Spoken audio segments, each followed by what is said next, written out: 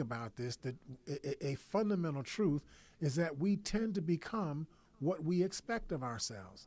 If you expect yourself to be someone who's going to do terrible in school because school just doesn't work for you, guess what? You're going to do terrible in school.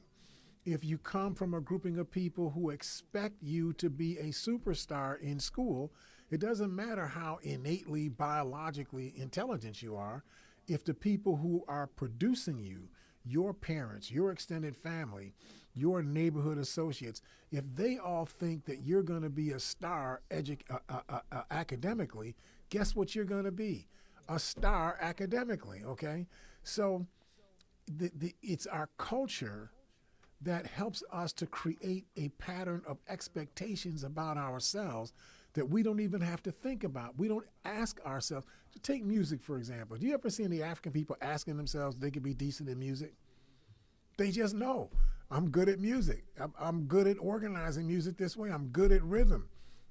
I'm good at making chords happen, right? I'm good at producing ideas that I can express with words, with idiomatic speech. That's not something that African people have to be taught. They don't go to school for that. They just know it. They know it because the community of people that they come out of all know it. And they expect it of themselves, and you expect it of yourself. So you internalize the ability to learn something, and then you actually learn it. The mechanisms by which your culture is transferred from one generation to the next are the teachings of your family and your extended family about who the people are out of whom you were born. The teaching that provides you with a blueprint that tells you how to be a part of your individual culture.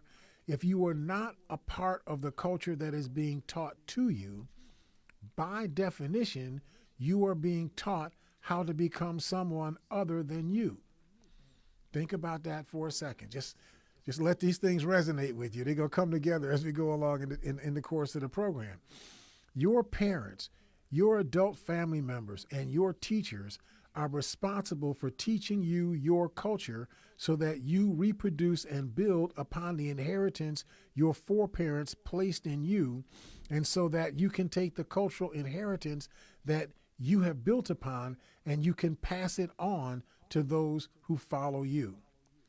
Now, how can an individual's culture be taught in a public school system that has at least 83 different distinct cultural groups in its student body? You got one public school system. You got 83 distinct different cultural groups that are being taught by that one public school system. In a report by the National Center for Education Statistics in July of last year, called Status and Trends in the Education of Racial and Ethnic Groups, the report found that overall public elementary and secondary school enrollment increased from 48.5 million to 50 million between 2003 and 2013, and is projected to be about 51.5 million by 2025.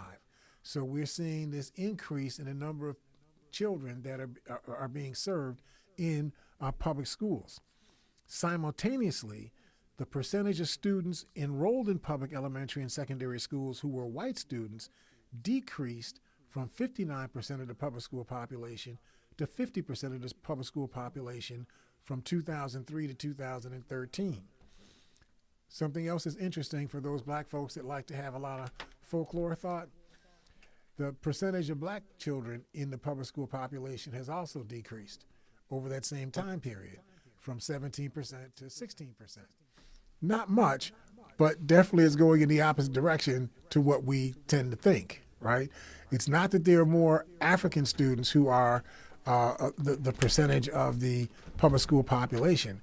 There are lots of other people, Hispanic students, mostly Hispanic students, but a lot of other Asian students, a lot of other population groups have migrated into the United States and have grown so rapidly that their percentage of the overall population in public schools has increased, while the percentage of African students in the public school system has actually decreased. That puts a lot of pressure in terms of African students getting their desire to have the public schools be a vehicle to teach African people African culture, African history, the artifacts that make it possible for us to reproduce ourselves in ourselves. That's becoming less and less strong. The less of the school population is us as opposed to being other people. Just need to get that little nugget in there so that we operate based on truth.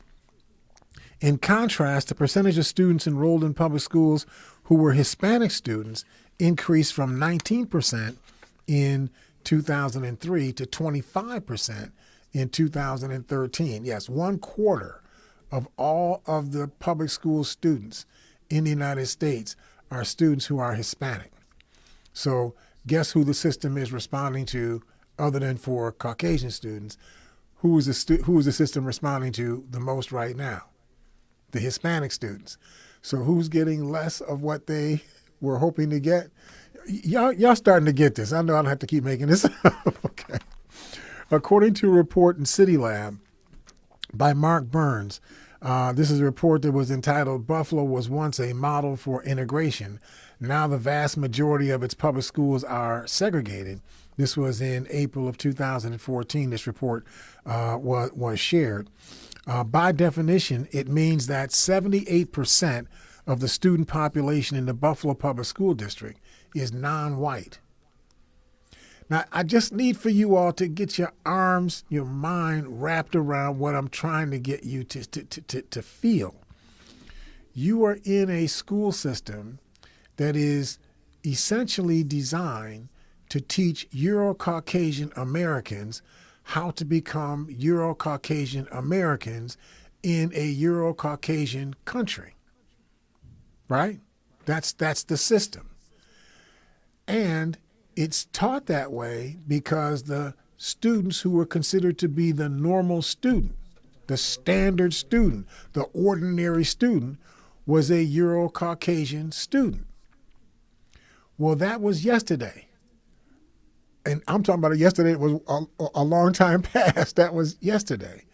Today, in the Buffalo public school system, the normal student is a non-white student. The abnormal student is a Euro-Caucasian student. But the people who teach in the Buffalo public school system are uniformly 80% Euro-Caucasian people. And the teaching that they teach to the student population is essentially a Euro-Caucasian culture structured teaching. In other words, it's teaching designed to raise children up to become adult Euro-Caucasian people. Well, that leaves 78% of the people in the Buffalo public school system in limbo. I mean, they're out in cyberspace or worse. Where's the connection, for them? So this is an important issue in terms of the success of a public school district in being able to educate the population of people who you are serving.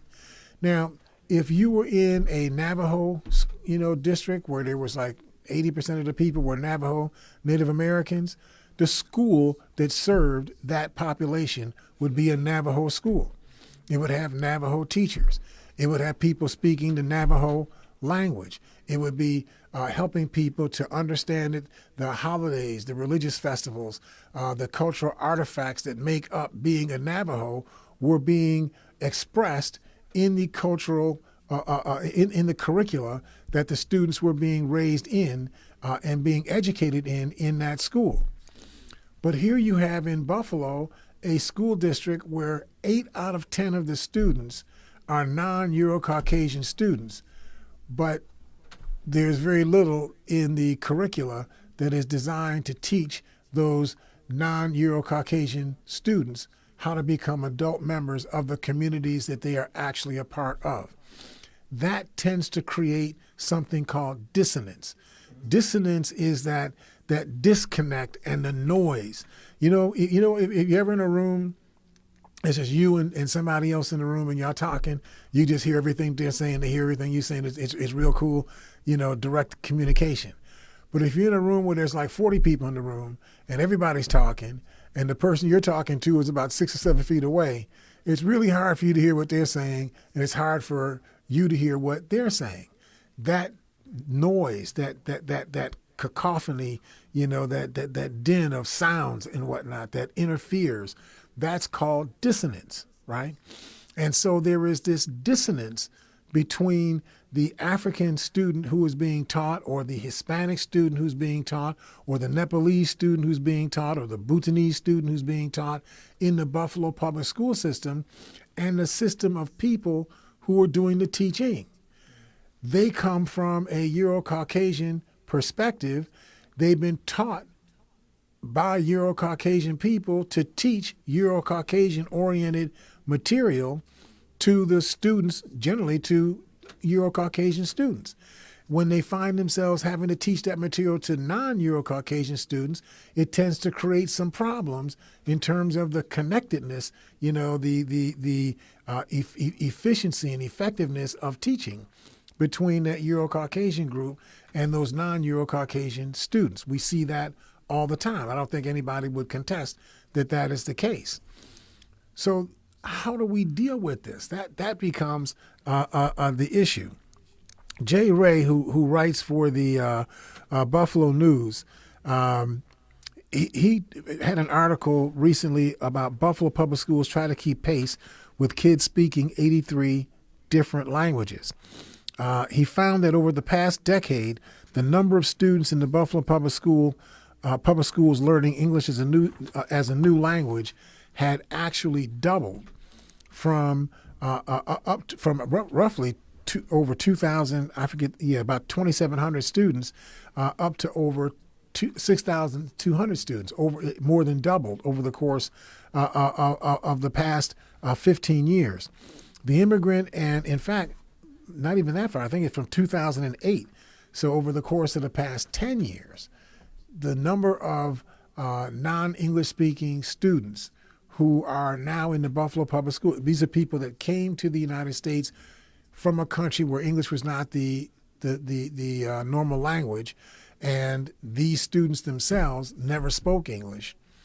They are now in the Buffalo public school system, can't speak English at all, but they're expected to graduate, by age 17, 18, or 19, like everybody else is supposed to graduate. The system really isn't designed to, for you to take until you're 25, to be able to graduate. I think that's a good point for us to take a quick break, and then we'll get back into our subject. Lee, we'll take a break right now. So we'll just take a quick break, get into speak to our sponsors, and we'll get back to you. See you on the side of the break here at Living Right Now.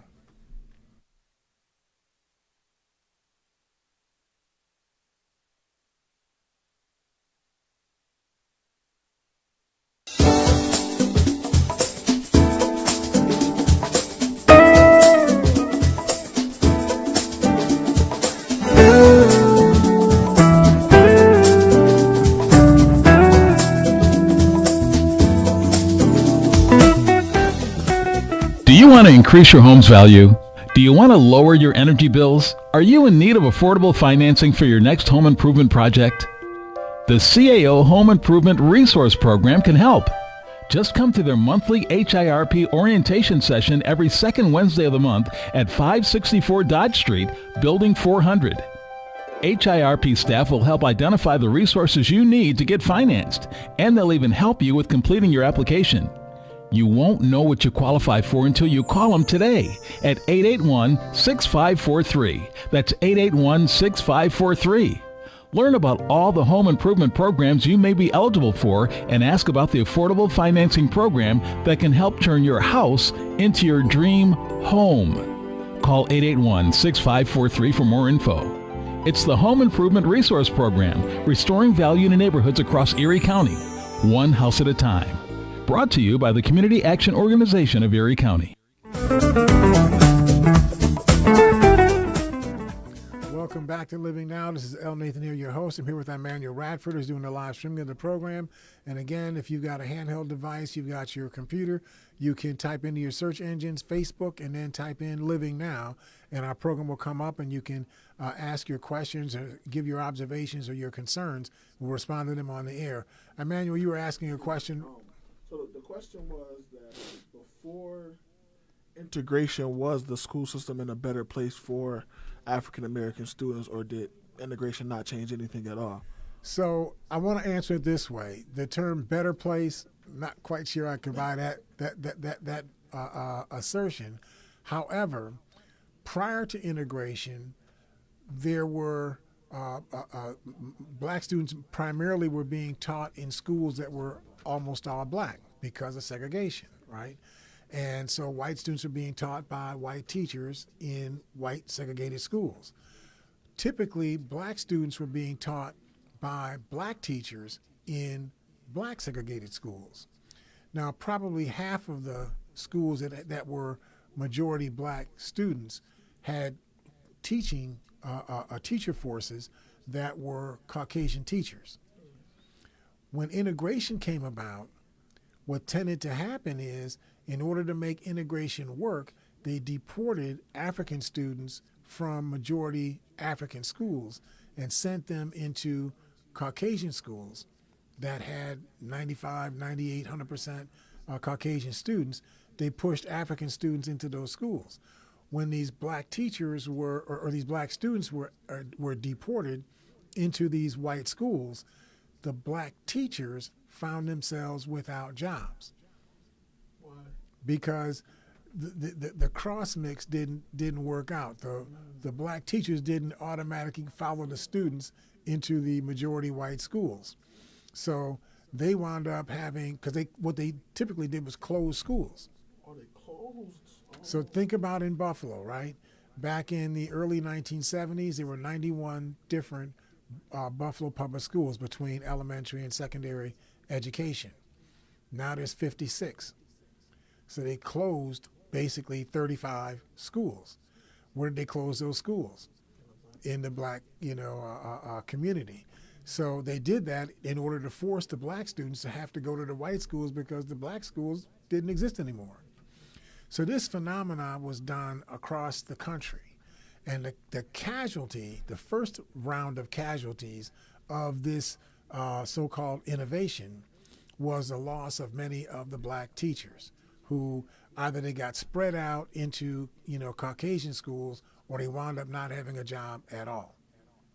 And so now, because of the economics, if you're a teacher and you're making $30,000 a year, I mean, what is that, $15 an hour? You can make $15 an hour at McDonald's. You don't have to prepare any lesson plans. You don't have to worry about some snot-nosed child talking smack, some other child with his cell phone trying to communicate with people during the course of class. You don't have to do all of that. You get paid $30,000 doing virtually nothing, right now. So that's a lot of it. So let me get back into our subject. Immigrant and refugee leaders have been concerned that there are too few bilingual teachers. But that's a simplistic way of talking about it. If you have 83 different language groups that are being taught, or that people need to be taught in, 83 different language groups in the student population, how are you going to have bilingual teachers in every one of those language groups? In some of those language groups, there's only 2 kids that speak that language. You're not going to go out and spend $50,000 on a teacher. A caller? Yeah, a question came and said, what are your thoughts about HBCUs when it comes to that whole context you just laid out? Right. So historically, black colleges and universities, they filled a gap. So you had students who had finished high school who really had the ability to go on and do college level and graduate level work, but there was no place for them to go because the white universities wouldn't create a space, for them. Not all, don't get me wrong now, not all white universities were segregated. But even the ones that weren't segregated, they were still pretty, judicious about how many African students out of their overall populations they would allow to enroll in their schools. And so historically, black colleges and universities filled a gap. They tended to be taught, student or teacher forces tended to be almost entirely African-American teachers. They provided an education in which your role models, not the education. Now, the education that they were giving you was typically Euro-Caucasian structured education. But it was being taught to you by people who were primarily African-American teachers. because they were African American teachers, they taught the students in the cultural context of African people. So when they used examples of things, they used examples of things that were familiar to African people. When they had their ceremonies and their cultural festivals and things like that, they were things that were typical of the African community. When they brought up examples of people who had done things that they were trying to teach their students, they used the examples of African people because they were the ones doing the teaching. So historically black colleges and universities filled that gap. Now, as the caller has implied, when they decided that because you were getting HEOP money and BEOG money and other kinds of federal funds, you could no longer just be a historically black college and university. You couldn't have just a black population.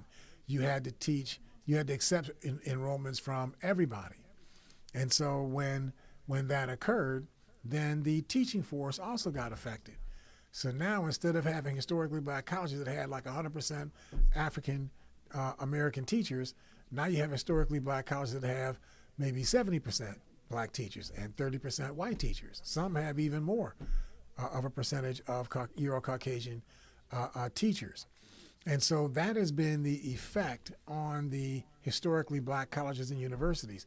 They don't operate quite like historically black colleges and universities anymore. They operate more like, mid-level or lower, tier colleges and universities, as opposed to being historically black colleges and universities. So one of the concerns that was raised by Jerry Manuel, who's the co-chair of the Buffalo Immigrant Leadership Group, was the issue of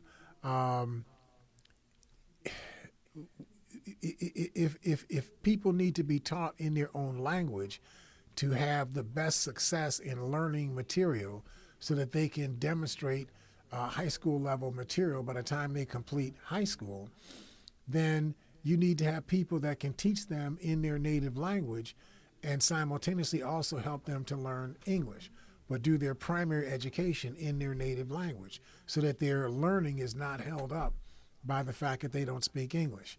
You know what I mean? Like when you took French, right? Mm-hmm. So you didn't wait until you learned French in order to learn algebra, right? You didn't say, oh, wait a minute, I can't do this physics exam. I got to wait until I learn, comment allez-vous. So that didn't work, right? You learned in your own language, and then you learned French as just another subject that you learned. That made it possible for you to continue to grow academically, even as it took a little time for you to learn your French, right? Well, that's the same situation for a Nepalese person or a Burmese person or a Somalian person or an Eritrean person or any other native speaker of a different language. If they could be taught their academics in their own language and then learn English as just another subject that they learn over the course of their education, they would be much more efficient and much more competent academically, and they would learn at the same rate that English speakers, would learn, right? But that's not the way it gets done, in our public school system. So in 2008, I think I had indicated that there were 2,700 students whose primary language was not English. That number is over 6,200 as of 2018. Earlier this year, the members of the Buffalo Immigrant, the Buffalo Immigrant Leadership Team went public with their concerns about the low graduation rates for these cities. The result,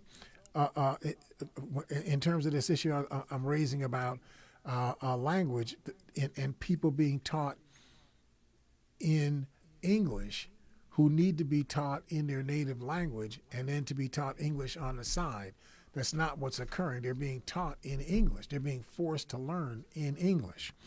So we spend all of our time doing ESL, right? English is a second language.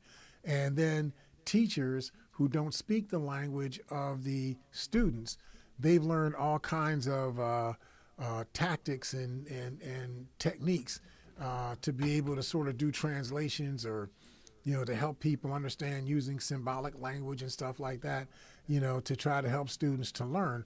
But fundamentally, they're still trying to teach the student who is a non-English speaker they're trying to teach them with them speaking English to teach a person who doesn't speak English. That's fundamentally what's occurring. The consequence is that the graduation rates of the native English-speaking Buffalo students of all races has been steadily improving. But the rate for the non-native English-speaking student is way below the district average. The graduation rate in Buffalo would be closer to 67, 68% if you didn't have the non-English speaker graduation rates in the midst of that. The non-English speaking graduation rates in the city of Buffalo is 27%. Less than 1 out of 3 of the non-English speaking students in the city of Buffalo graduate on time. 42% drop out of school. Yeah, really. Before they finish, they drop out of school. And you can see why. I mean, just think about how difficult that has to be. You come from some place where they speak Pakistani or Urdu or something, and everybody around you now is speaking English, and they expect you to figure it out. Well, what if you can't figure it out? I mean, you can tell me that that's what you expect me to do, but what if I can't figure it out? Well, you just let me grow up to be dumb? You're not going to help me to learn? But if you're the Buffalo public school system, as other public school systems, it's not just Buffalo, but other public school systems around the country, what do you do at your level? I mean, can you afford to hire one Nepalese speaker, one Bhutanese speaker, one Chinese speaker, one Polish speaker, and so on, right? Can you afford to hire that larger number of people to teach so few a number of students? That's just really hard to get done. So we have a paradox here.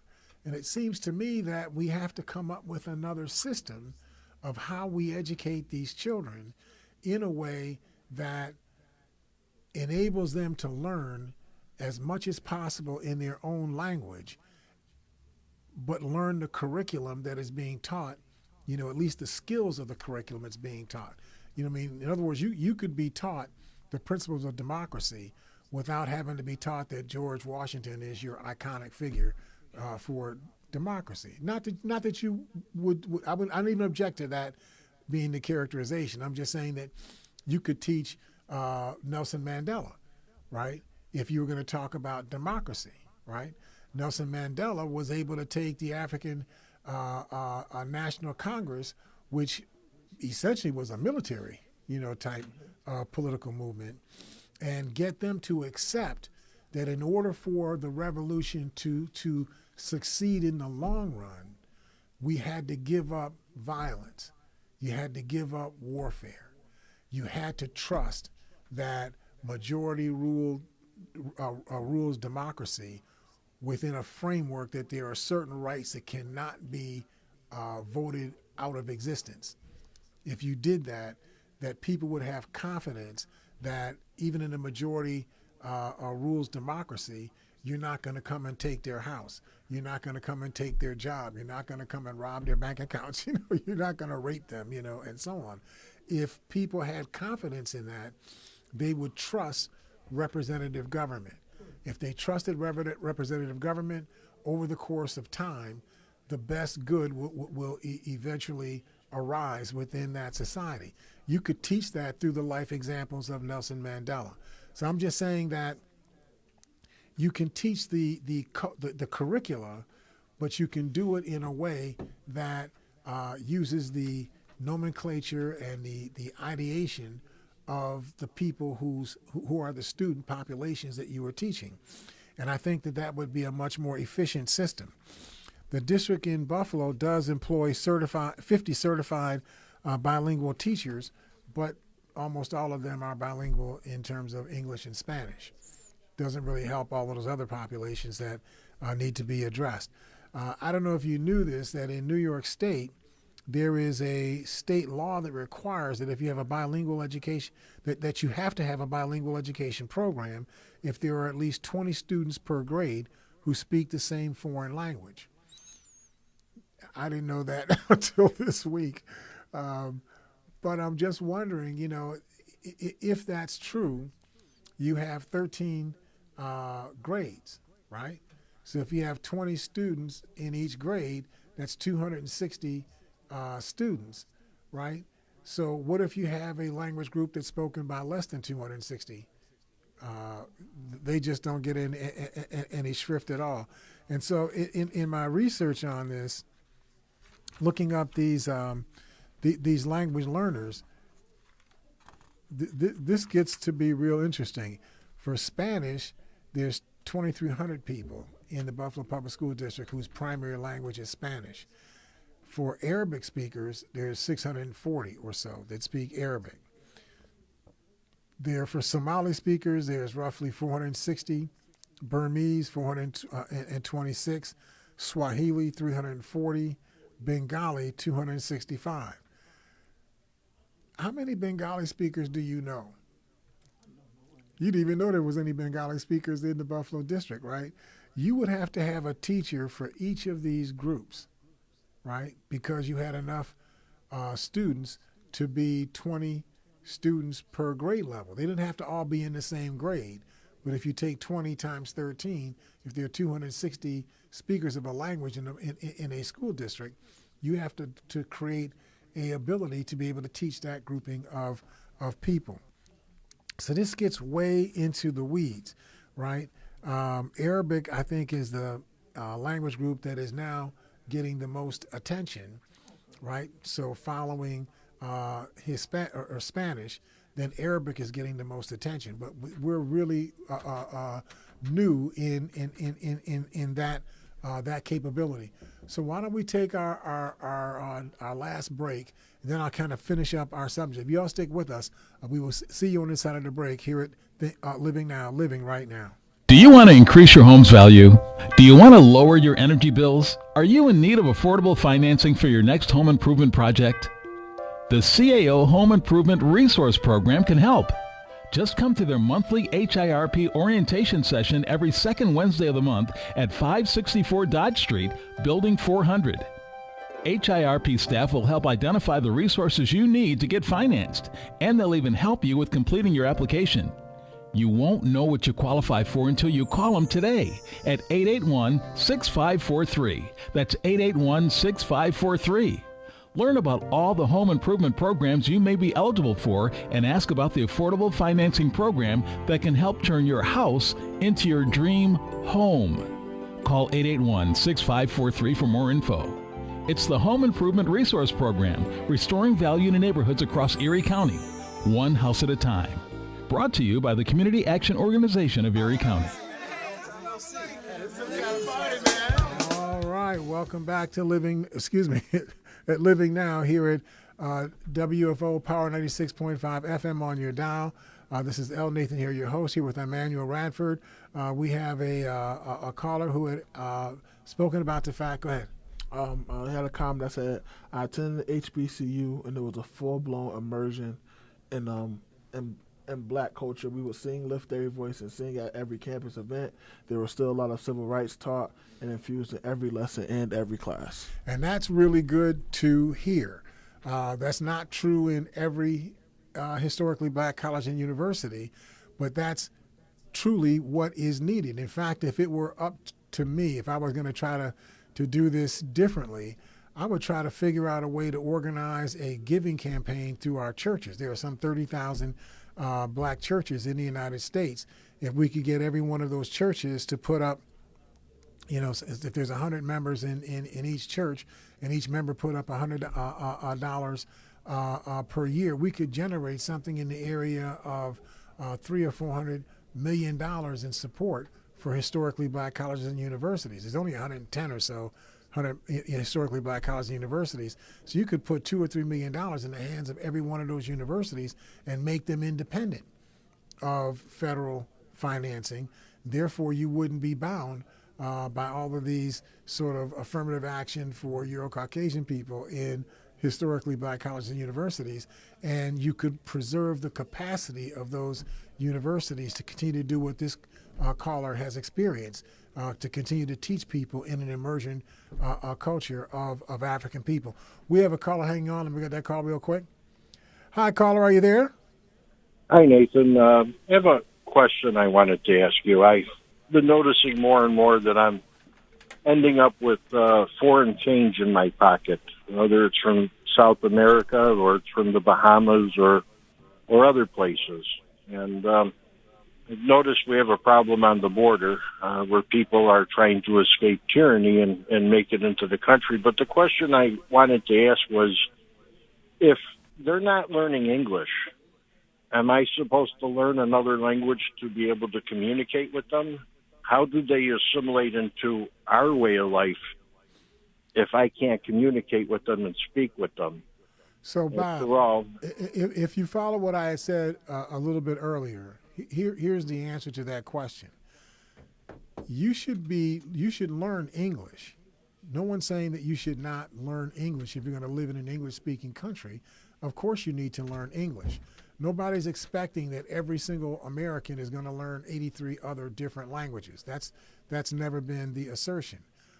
The point that's being made is that you're learning world history, you're learning algebra, you're learning biology, you're learning chemistry, you're learning physics, and so on, in order for you to get from kindergarten to the end of 12th grade. If you hold that instruction up until a person learns English, you're going to keep that person from being able to graduate anywhere near on time. They're not going to graduate from high school until they're 20, 21 years old, if then. So what you do is you teach people, if you can, you teach people in their own language, being taught by people from their language group, from their culture. You teach them their subjects. So all of their subjects they learn in their own language, but you also have one of their subjects that they learn every year for 13 years in a row. One of their subjects would be English. Just as you learned English when you were coming along in school. It was easier for you because you spoke English, but the mechanism of the science of English, you were also being taught in school every year throughout your entire education. That's what you'd be doing with these other language, native language speakers. So it's not a question of Caucasian Americans having to learn languages other than English. The question is, how do we teach people who are not English speakers the skills that they need to have by the time they finish high school? And my proposal is, if you teach them their skills in their native language and simultaneously enroll them in English language instruction like you do for anybody else, they will, by the time they get through 12 or 13 years of education, they will have learned English in a very competent way, but they will also not have been held up in learning their other subject matter. They will graduate on time, and they will fit into the mosaic of the United States. We're doing this, in my view, we're doing this backwards. We're doing it in a way that makes it unworkable. And that's why we're seeing such low success for that population of people that are being taught in our public schools. Bob, did I lose you? No, you're fading in and out, and I heard most of it. And the reason I bring it up is because when I was down in Texas back in the early 80s, I had to deal with that on the job sites. And most of the time, they would huddle among themselves, and then the person that spoke English would come out and speak with the non-Spanish speaking persons, because they're from all different cultures, El Salvador, Nicaragua, so on and so forth. So, I mean, it's a very acute problem, and I did experience it firsthand. And but I also understand that if you want to assimilate into a society, you also have to be able to speak the culture of the society, because if I was to go down south, South America, I wouldn't expect them to speak English, even though some of them do. I would have to learn the language and their customs and what they're familiar with. And I'll give you one example. I once listened to the Common Council president talk about when they threw water on his car when he was down in South America, and that meant good luck. he took it as an insult, but then he learned that it was a custom and that it was good luck. So hope I didn't get that wrong, but it was just something I wanted to point out, that we don't lose ourselves in this as we assimilate other people that are running away from tyranny, that our customs and our values are not lost in this. And I'll hang up and I'll listen. Thank you, Nathan, for the time you've given me. All right. Thanks, Bob. And so I just want to make sure that people understand the distinction there. Every situation is not the same. If you're in Texas and you've got a population of Mexican-American people who speak Mexican versions of Spanish, and you're trying to teach them something about whatever it is you're doing with, your textiles or your agricultural business, whatever it is you got them working for you in, it would be crazy in my mind for you to spend time trying to teach them English before you taught them how to do the agricultural technology or the textile technology you were hiring them to do. It would make the most sense for you to teach them in Spanish, let them become good at the skills, and simultaneously have them take extra courses to learn how to speak English. Over time, they'll learn how to speak English. I mean, when I'm in Ghana, after a week or so, I'm starting to speak, Ghanaian words and whatnot, right? I'm not a Ghanaian speaker, but, I pick up 60, 70, 100, Ghanaian words, right? If I'm in Egypt, I pick up a little bit of Egyptian.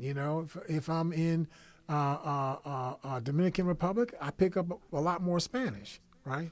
Because I hear it, more often.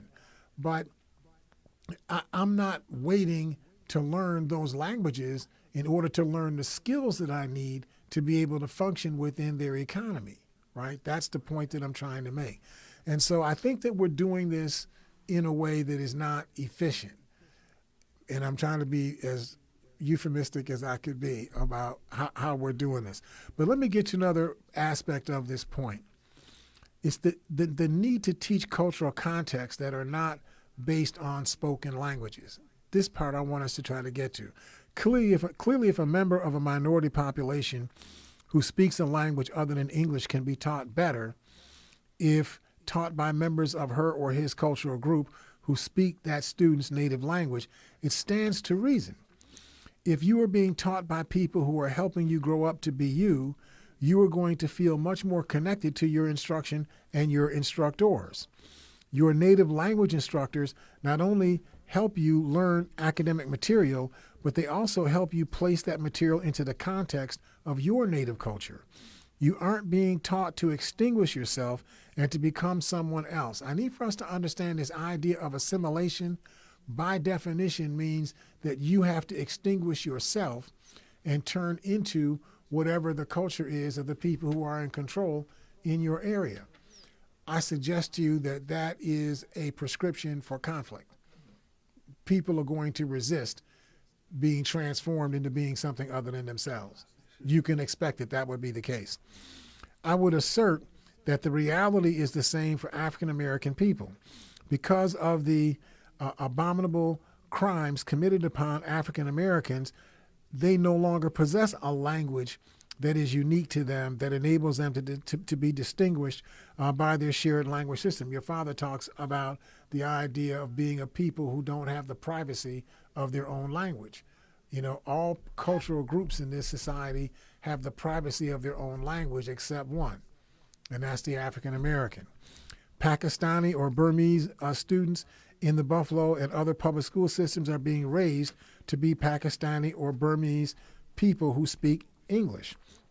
They are not being raised to cease being Pakistani or cease being Burmese people and to become Euro-American people. However, that is exactly the reality that African-American children live every day. In a district like Buffalo, where not only are 78% of the students non-white, 60% of the students are African-American. 60%.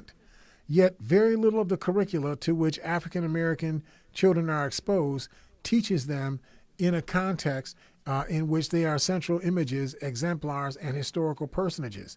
African Americans are literally being educated by people and systems that view the African American child, who is 60% of the student population, view them as abnormal, i.e. minorities, and that teaches the cultural context of the white student, who is 22% of the district, as if they're normal. We have a caller hanging on. Let me grab that call real quick. Hi, caller. Are you there? Yeah, good morning, Mr. Hare. Great show this morning. I was hoping I'd catch you on that. Yeah, that got my attention immediately. I guess the other angle that I wanted to, introduce to the conversation was the fact that, there's also this whole idea of civics, civics being taught to those children. In a sense, those parents of those children, actually make up the population of the city because their children are obviously in the school system. Mm-hmm. And so when you start looking at who make up the majority of the system, it would stand to reason that the majority of the people in the system should be able to impact the system. You know what I'm saying? Mm-hmm. Impact, the people who are elected to the school board, impact the way decisions are made as far as contracts, and impact the way just the curriculum and the whole context of what happens in education. But obviously that does not happen. But I think the real opportunity is in educating those immigrant students and empowering them, because the reality is, for example, there's an election coming up in May where all 15 school board members are going to be up. And the vast majority of those teachers do not work in the city of Buffalo. You know what I'm saying? Mm-hmm. So they're not in a position, to even vote on, who will represent them. But those immigrant parents are in a position to do that. And the African-American parents are in a position to do that.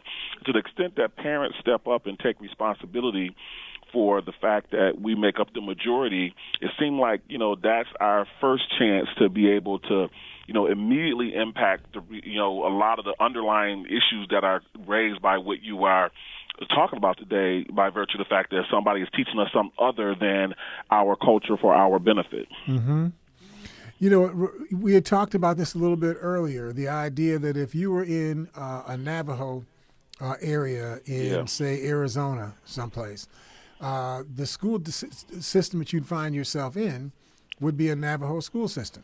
Exactly. The superintendent would be Navajo. The principal would be Navajo. The people that taught you would be Navajo. They would teach in the Navajo language. Now they would teach you English, right, but you would learn English the same way, because you took English in every single grade you were in as you were going through school, right? Was there ever a grade you were in? College. Right. I mean, throughout your entire education, you've been taught English as one of the courses every single year. So obviously you're going to learn English over the course of time, but you learn your skills, right? Your competencies in whatever subject areas you were being taught. If you learn those things in your own native language and learn English as a second skill on the side, it would be much more efficient in terms of your success in being able to teach everybody everything that they need to know by the time they finish high school.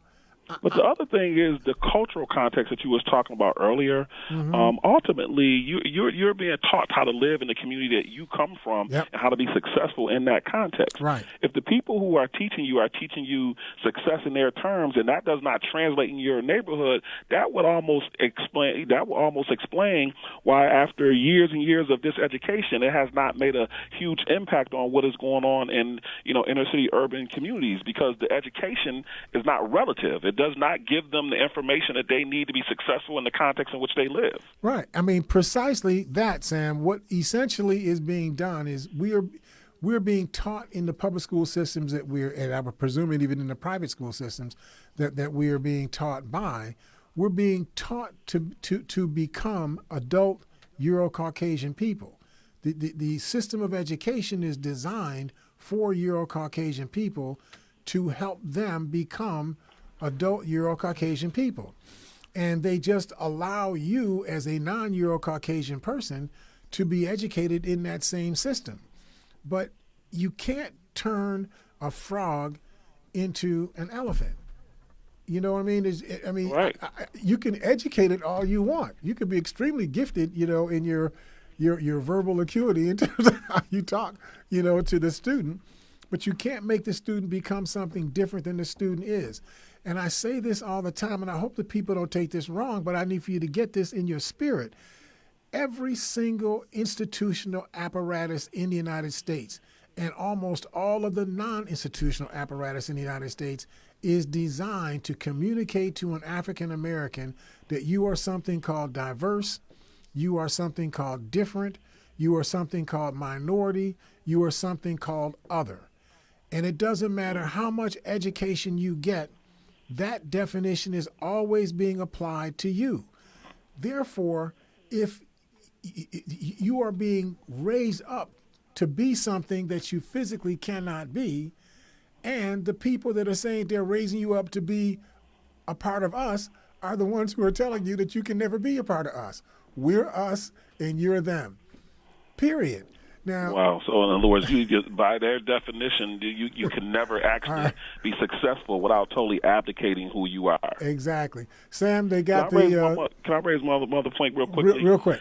When I was a kid, and I was going to schools, Buffalo Public Schools, there, because you had Polish people and German people, we had Polish, German, Russian, all those languages were in the schools. Yep. You know what I'm saying? I mean, it wasn't just no French and Spanish. You know what I'm saying? It was Italian. It was, all the ethnic groups in our school had their languages actually being taught in the schools. Right. So the question becomes, why wouldn't we, if we have these six dominant languages, why wouldn't we be teaching them, since those Europeans were immigrants too at one time. Sam, they're kicking me off the air. We got to go. Sorry, thanks, man.